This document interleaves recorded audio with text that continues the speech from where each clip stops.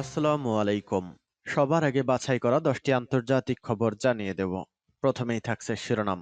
তবে তার আগে অনুরোধ থাকবে ভিডিওটিতে একটি লাইক দিবেন।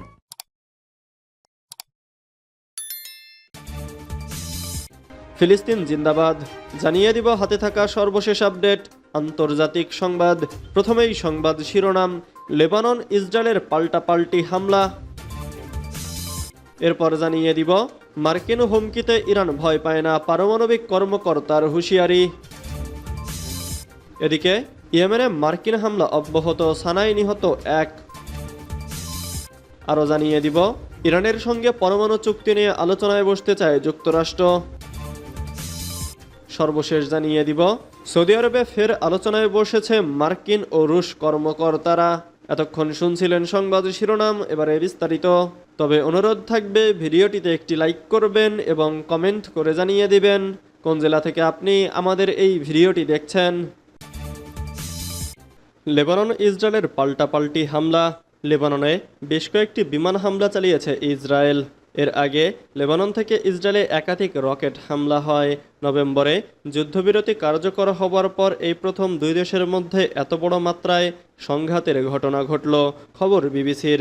ইসরায়েলি সামরিক বাহিনী বলেছে তারা দক্ষিণ লেবাননে ইরান সমর্থিত মিলিশিয়া ও রাজনৈতিক সংগঠন হিজবুল্লাহর একাধিক রকেট লঞ্চার ও একটি কমান্ড সেন্টারে হামলা চালিয়েছে। লেবাননের স্বাস্থ্য মন্ত্রণালয় বলছে হামলায় এক শিশুসহ 3 জনের প্রাণ গেছে আর আহত হয়েছেন অন্তত 8 জন। লেবানন, হিজবুল্লাহ ও ফিলিস্তিনি গোষ্ঠী সহ বেশ কয়েকটি সশস্ত্র দল সক্রিয়, তবে ইসরায়েলে হামলার দায় কেউ স্বীকার করেনি। এর মধ্যে সবচেয়ে শক্তিশালী গোষ্ঠী হিজবুল্লাহ জানায় তারা এই হামলায় জড়িত নয়, বরং যুদ্ধবিরতির প্রতি প্রতিশ্রুতিবদ্ধ রয়েছে। নতুন এই উত্তেজনা যুক্তরাষ্ট্র ও ফ্রান্সের মধ্যস্থতায় হওয়া নাজুক যুদ্ধবিরতির ওপর নতুন করে চাপ সৃষ্টি করল। 1 বছরেরও বেশি সময় ধরে চলা ইসরায়েল ও হিজবুল্লাহর মধ্যকার সংঘাতের অবসান ঘটিয়েছিল এই যুদ্ধবিরতি। কয়েকদিন ইসরায়েল যখন গাজায় সশস্ত্র গোষ্ঠী হামাসের বিরুদ্ধে সামরিক অভিযান আরও তীব্র করল, তখন শনিবারের এই হামলা হলো। হামাস হিজবুল্লাহর মিত্র। ইসরায়েলি সেনাবাহিনী জানায় শনিবার ভোরে ইসরায়েলের মেতলা শহরে 3টি রকেট প্রতিহত করা হয়েছে, তবে কোনো হতাহতের খবর পাওয়া যায়নি। ইসরায়েল শনিবার সকালে প্রথম দফা হামলা চালায়, এরপর সন্ধ্যায় আরও 1 দফা হামলা চালায়। লেবাননের সেনাবাহিনী জানায় তারা দক্ষিণাঞ্চলে 3টি অস্থায়ী রকেট লঞ্চার নিষ্ক্রিয় করেছে। হামলার ঘটনায় তদন্ত শুরু হয়েছে বলে জানিয়েছেন দেশটির প্রতিরক্ষামন্ত্রী। লেবাননের সক্রিয় প্রধান সশস্ত্র গোষ্ঠী হিজবুল্লাহ জানায় তারা ইসরায়েলে হামলার সঙ্গে জড়িত নয়।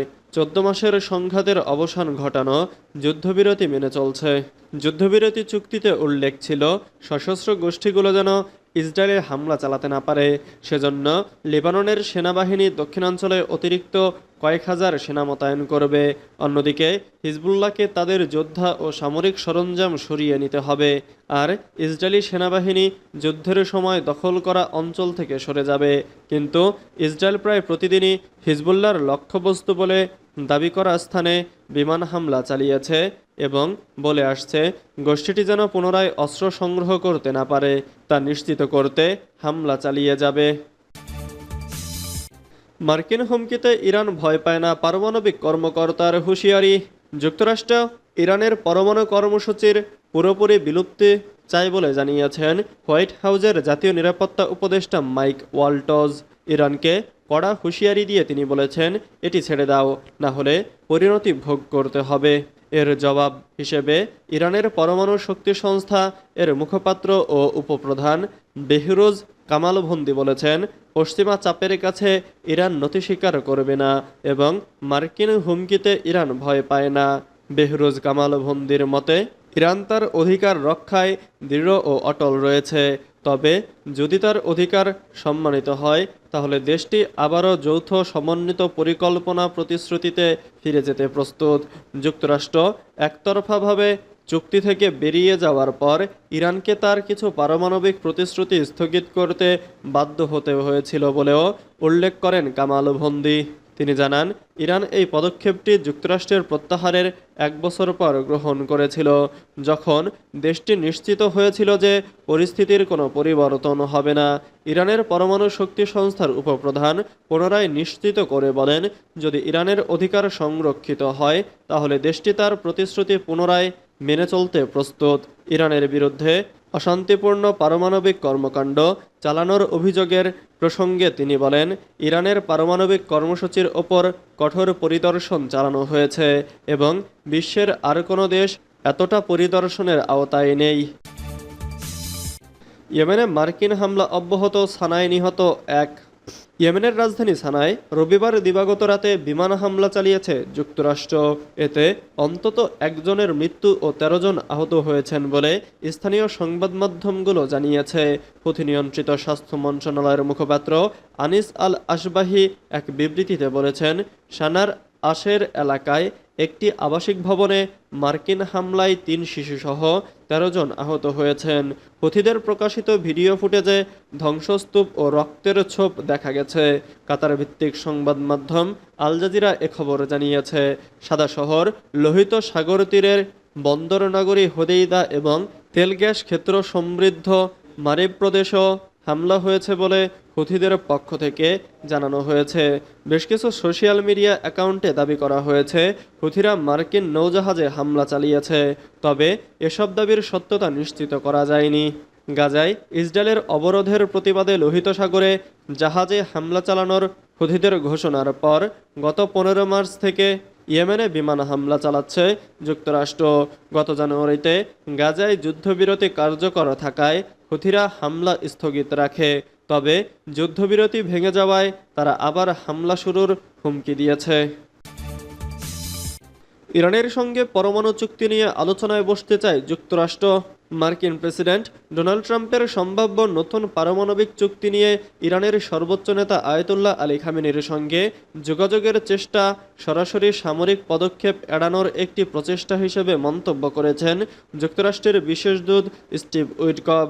স্থানীয় সময় রোববার 23 মার্চ ফক্স নিউজকে দেওয়া এক সাক্ষাৎকারে মার্কিন বিশেষ দূত স্টিভ উইটকফ কথা বলেন। প্রতিবেদনে তিনি আরও বলেন, আমরা সবকিছু সামরিকভাবে সমাধান করার প্রয়োজন নেই। আমাদের বার্তা হলো, চলুন আলোচনায় বসি এবং কূটনীতির মাধ্যমে সঠিক সমাধানে পৌঁছানো যায় কিনা তা দেখি। যদি তা সম্ভব হয় আমরা প্রস্তুত, আর যদি না হয় তবে তার বিকল্প খুব একটা ভালো কিছু হবে না। উইটকফের এই মন্তব্য ট্রাম্পের 7 মার্চের ঘোষণার পর এসেছে। ট্রাম্প বলেন, ইরানের পরমাণু কর্মসূচি নিয়ে আলোচনার প্রস্তাব দিয়ে দেশটির নেতৃত্বের কাছে একটি চিঠি পাঠিয়েছেন তিনি। একই সঙ্গে তিনি হুঁশিয়ারি দেন, তেহরান যদি আলোচনায় রাজি না হয় তবে সামরিক পদক্ষেপ নেওয়া হতে পারে। সৌদি আরবে ফের আলোচনায় বসেছে মার্কিন রুশ কর্মকর্তারা। কয়েক ধাপে আলোচনার পর যুক্তরাষ্ট্র এবং রাশিয়ার কর্মকর্তারা সোমবার 24 মার্চ আবারও সৌদি আরবে আলোচনা শুরু করেছে। আজকের আলোচনার লক্ষ্য ইউক্রেনে একটি ব্যাপক যুদ্ধবিরতির দিকে অগ্রগতি অর্জন করা। আরব নিউজ জানিয়েছে, ইউক্রেন নিয়ে একটি বিস্তৃত চুক্তি নিশ্চিত করার আগে ওয়াশিংটন কৃষ্ণ সাগরে একটি সমুদ্র যুদ্ধবিরতি চুক্তির দিকে নজর দিচ্ছে। এর আগে গতকাল রোববার ইউক্রেনের সঙ্গে যুক্তরাষ্ট্রের আলোচনা হয়েছে। এরপর রুশ কর্মকর্তাদের সঙ্গে বসেছেন তারা। আলোচনার পরিকল্পনা সম্পর্কে জানা একটি সূত্র আরব নিউজকে জানিয়েছে, যুক্তরাষ্ট্রের পক্ষে বৈঠকে নেতৃত্ব দিচ্ছেন হোয়াইট হাউস জাতীয় নিরাপত্তা পরিষদের সিনিয়র ডিরেক্টর অ্যান্ড্রু পিক এবং স্টেট ডিপার্টমেন্টের সিনিয়র কর্মকর্তা মাইকেল অ্যান্টন।